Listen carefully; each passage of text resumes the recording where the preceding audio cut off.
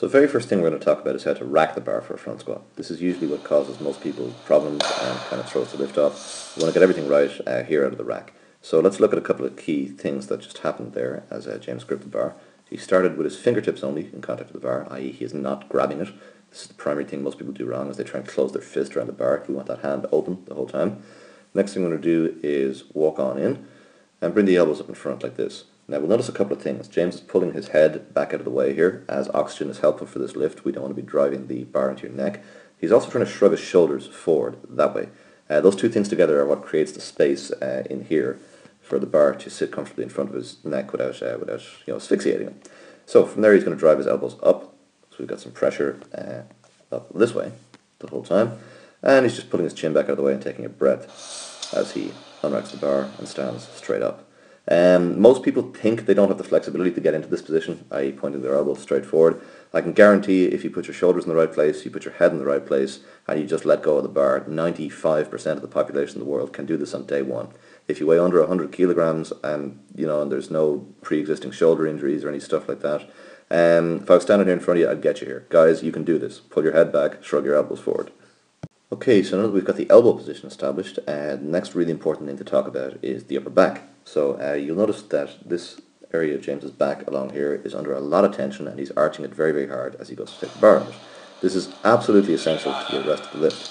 So the upper back is squeezed really, really tight. Driving the head back helps with this, and we're holding on to the shape of that the whole time.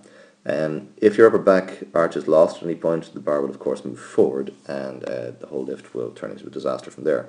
Remember, we need to keep this thing back over the middle of your foot the whole time. Your upper back is what does that, so we need to be maintaining a really, really tight arch up here the whole way through. Think of driving your chin back towards the bar and lifting your chest up hard the whole way through this thing, and you'll be doing pretty well.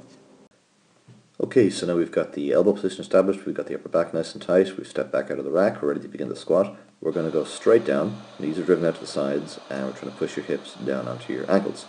A lot of people tend to stop their front squats a little bit too high. Remember why we're doing this? We're trying to make this apply to the receiving position of a clean. Cleans we're going to catch really, really low, down on the very bottom position of the squat. So, if you train your front squats all the way down to here, we put a little reference line along there, and that's the height you now have to pull the bar to get under it, because you're strong in that position. If you were to stop your front squat there, just below parallel, that now means you've got to pull your bar that much higher before you can get underneath it and catch it clean. That's harder, so we want to make sure that you're able to dive under the bar and receive the darn thing down here very, very comfortably. For this reason, you always take a front squat all the way down. So we've also got the really, really vertical torso going on here, even more vertical than the high bar back squat, because we want as much of your body weight underneath the bar as possible. You can imagine if James's torso was tipped forward and he arrived at this position by cleaning the weight up, i.e. picking it off the ground, there would be a tendency to lose the darn thing forward. So we need all your body underneath the bar. We want the hips pushed in that way so that you can support this thing. So the front squat, we're staying really, really upright. We're driving your head back hard as you stand. We're trying to lift the elbows up a little bit hard as you stand. And we want to come up in a nice vertical line the whole way through. So that is the key feature of this lift, is that absolutely vertical bar path and the very, very low bottom position. And with the lift successfully completed, we're going to walk back into the uprights of the rack before sliding the bar down onto the horizontals like that to return the bar to the rack safely.